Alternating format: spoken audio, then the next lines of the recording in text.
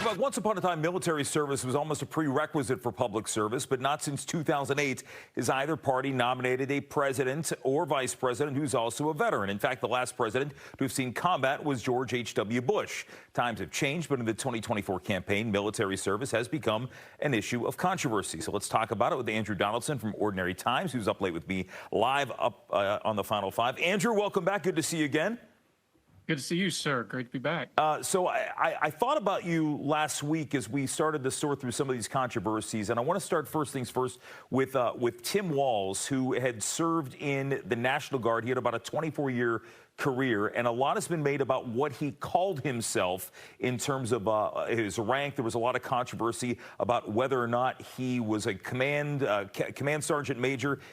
I want to hear what J.D. Vance had to say about it, and then we'll get your response on the other side. I'm not criticizing Tim Walz's service. I'm criticizing the fact that he lied about his service for political gain, Dana. Now, I served in the United States Marine Corps, and you know this. And look, there are a lot of things that I'm proud about. I've never lied about what I did or overstated it because it would be beneficial to me in an election. I think that's what Tim Walz did. That's what I was criticizing. And yes, I do think it's scandalous behavior. So a lot of people are likening this to the attack on John Kerry in 2004, calling it almost like a swift boat campaign. Is this overblown, or as somebody who has seen service, Andrew, are we overblowing this? The answer to your question is yes to both, because this is politics. And John Kerry was in Vietnam. This is not completely analogous, but you could take the part of it where it is, what did they actually do when they were there? This Tim Walz stuff, when you start getting into it, it's a lot of nomenclature and a lot of timelines and a lot of this sort of thing. So to kind of just broad brush it a little bit, these are a lot of sins of omission where things were said or hinted at. It wasn't that he just came out and said, like some other people have that have actually done straight out stolen valor, said, I did this, I did that. It was more somebody said it, he didn't correct him. The rank part is a little screwy because he did hold the rank, but he didn't have the qualifications to retire with that rank. So he was bumped down administratively after retirement. And then there's the nomenclature that people get confused on if you're not in the military of service in support of. Well, everybody in Europe was in support of Afghanistan and Iraq because that was the through point for those places. So if you were in Europe, you were supporting them.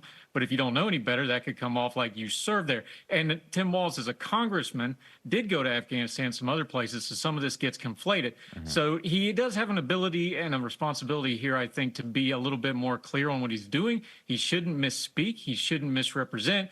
But your problem is, how much is this going to actually matter? You just rattled it off. Bill Clinton was a draft dodger. He got elected, no problem. George W. Bush rode out Vietnam in the National Guard.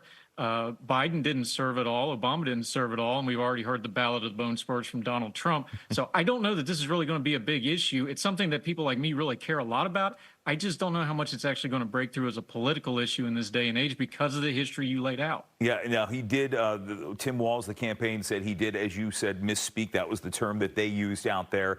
But I did find it kind of ironic when you had the likes of Donald Trump Jr., who were the ones accusing Tim Walz of stolen valor. Speaking of Donald Trump, a lot also was made about what he said last week involving the Congressional Medal of Honor, a military award to the Presidential Medal of Freedom, a civilian award. Here's what he did say about that. The Presidential Medal of Freedom, that's the highest award you can get as a civilian. It's the equivalent of the Congressional Medal of Honor, but civilian version. It's actually much better because everyone gets the Congressional Medal of Honor. That's soldiers. They're either in very bad shape because they've been hit so many times by bullets, or they're dead. I think what was kind of egregious about that was he was referring to Miriam Adelson, who is a billionaire who funneled a lot of money, got a lot of donations towards the Trump campaign. She's a GOP mega donor out there. Again, is this one of those situations where the media blew things out of proportion? It's a horrible statement. Now, it's wrapped up in a lot of Trumpism, so the way he says it makes it probably a whole lot worse than it probably sounded in his head before he said it. And he really is a little bit ignorant on certain things when it comes to the military service. He's good with the jargon stuff, but the nuts and bolts stuff, he's kind of stumbled on a few times over the years to much fanfare and much media scrutiny. By the way, one of the other people that has that medal that he was talking about, and Adelson has, Joe Biden. So it's probably not a comparison he really wants, even though Biden's not on the ticket anymore. But it is egregious. I know people do compare the two. It's the highest civilian honor. It's the highest military honor.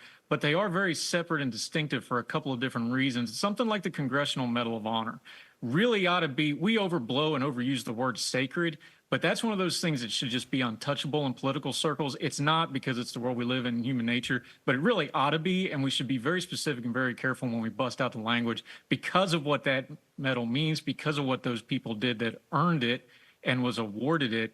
This is something we should be very, very careful on. And Trump's not very careful about speaking about much of anything. And yeah, I don't like that statement whatsoever at all. Well, I know a lot of people in the military who did revere the president. He is their commander-in-chief. They thought that President Trump had their backs. I know that that is a big discussion point that the Trump campaign has put out there. As we're in our last minute here, Andrew, I just want to broaden it out. The race itself has changed exponentially, I think, since you and I last spoke on the show out here. But when you look at the polls, it's still a pretty dead-even race. So I think there's some momentum out there in the air favoring the Democrats. But when you look at some of that research there, it's still going to be a tight race come November. Very tight. The Democratic Party has a lot of momentum, a lot of excitement over Kamala Harris, but that excitement went from no hope to hope. She's back to level where this race probably should have been if you had a better candidate than Joe Biden was proven to be. This is going to be really tight. Just look at those 7 swing states that are going to be tight.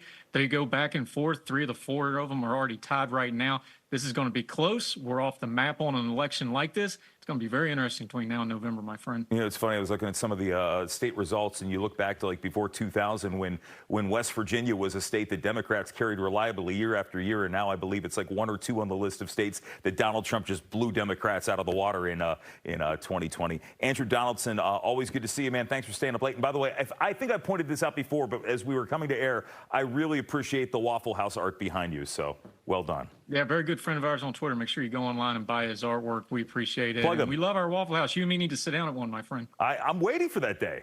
We'll do that. We'll get down to that. Good to see you, Andrew. We're back after this on your Final Five.